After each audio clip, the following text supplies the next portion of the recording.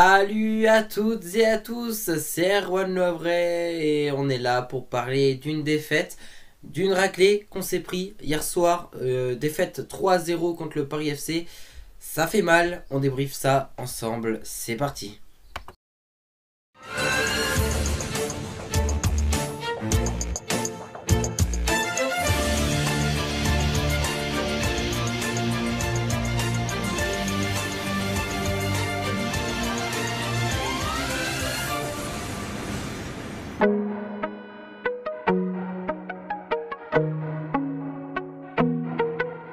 Et c'est parti pour le résumé de la rencontre qui a débuté à 19 h hier soir au stade Charletti de Paris.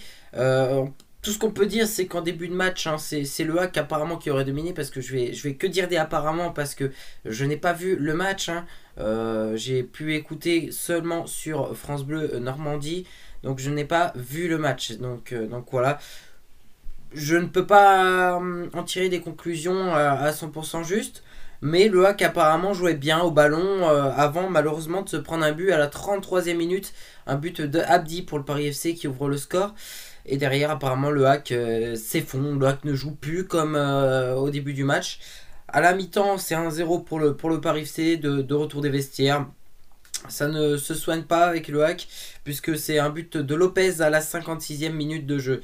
Donc c'est là où Paul Le Guen décide à la 64e minute de jeu de faire rentrer de jeunes joueurs, de faire rentrer même 3 joueurs, parce qu'il y a Alexandre Bonnet qui rentre, mais il y a aussi Mahmoud et Bentil notamment qui font leur entrée, et donc il a fait des changements plutôt tôt. Donc ça m'a pas mal plu d'avoir fait les changements plutôt tôt. Et donc le HAC se remet tout doucement à jouer. Et puis c'est le Paris FC qui marque le but du 3-0 avec un doublé de Lopez à la 77e minute. Et puis après, il n'y a rien à dire. C'est une victoire pour le Paris FC sous un score énorme. 3-0 pour le Paris FC. Et c'est parti donc pour notre 100% HAC. Alors je ne suis pas là pour parler évidemment du match et de son déroulement, de comment le HAC a joué, etc., parce que je n'ai pas vu le match. Donc ça, je ne peux pas en parler, mais je peux parler de quelque chose qui m'embête vraiment beaucoup, c'est le classement, parce que le HAC se retrouve à la 11e position du classement. Ce qui veut dire que si le HAC aurait terminé vainqueur de ce match, on aurait été minimum 3e du classement, on aurait été sur le podium. Je peux dire que ça fait mal d'avoir perdu parce qu'on se retrouve en 11e position. Ce qui fait mal, c'est que c'est aussi la 3e défaite en 6 matchs. C'est pas bon. Alors oui, on perd un match, mais on n'est pas non plus dans une situation catastrophique, puisqu'on se retrouve seulement à 4 points de la première place, qui est donc occupée maintenant par le Paris FC. Donc seulement à 4 points, il faut se dire qu'il suffit de 2 matchs et on passe devant le PFC. Mais d'un point de vue logique, c'est vrai que cette défaite fait mal, parce qu'on perd contre une équipe qui a fait un gros début de saison. Alors, je sais pas si le HAC a été bousculé ou quoi que ce soit. D'après ce que j'ai entendu sur France Bleu Normandie, le HAC jouait bien juste avant de se prendre le premier but, qui n'était pas forcément mérité pour le Paris FC. Et c'est derrière, après, le HAC s'est un peu effondré, a arrêté de jouer. Je pense que c'est un petit peu ça aussi qui nous a coupé un peu du jeu. Et en fait, on a peut-être laissé un peu tomber ce match-là. Donc oui, je suis déçu, même si voilà, il reste encore énormément de matchs.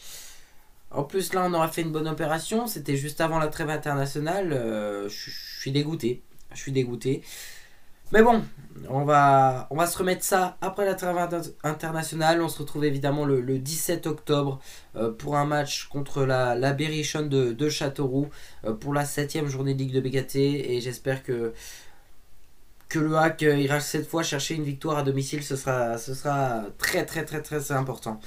Autre actu pour le HAC, ça va être le final là, dans les transferts, les transferts qui se terminent demain soir à minuit. Donc on va voir s'il y a des départs du côté du HAC. Donc bon, pour le moment non.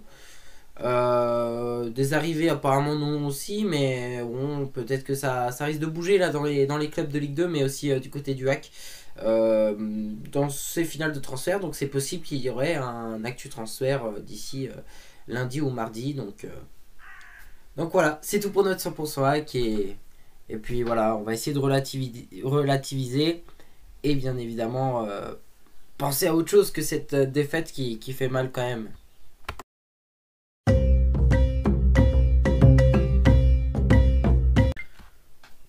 Et non, il n'y aura pas de note des joueurs puisque je n'ai pas vu le match, ce serait pas logique que je note à l'aveugle.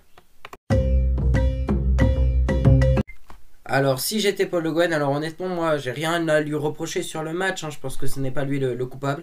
Le dispositif partait bien, la composition d'équipe me plaisait plutôt bien sur le papier. Je trouve qu'il a fait les bons choix au niveau des changements parce que d'avoir entré Mahmoud et Bentil ça a plutôt réussi parce qu'apparemment ils ont été bons durant leur entrée même si ça a été difficile quand t'es mené. Mais ouais, je pense qu'il a fait les bons choix. En plus, il l'a fait au bon moment. Je pense ces 3 changements. Donc voilà, c'est. J'ai rien à dire dans le si j'étais Paul Le Guen. Je pense qu'il a fait son job. Et voilà, c'est tout pour cette vidéo. Merci à toutes et à tous de l'avoir suivi. Tout de suite, il faut aller dans la description puisqu'il y a le classement actuel de cette Ligue de BKT. Il y a évidemment mes réseaux sociaux et je vais vous demander de vous abonner à un ami à moi, un ami youtubeur. Il s'appelle Nouzuno YouTube. Donc le lien de sa chaîne YouTube est donc dans la description. Donc il fait des lives, voilà, et je vous propose d'aller vous abonner à lui. C'est un ami à moi, il est vraiment super. Il vient juste de débuter sur YouTube, donc offrez-lui sa chance, abonnez-vous.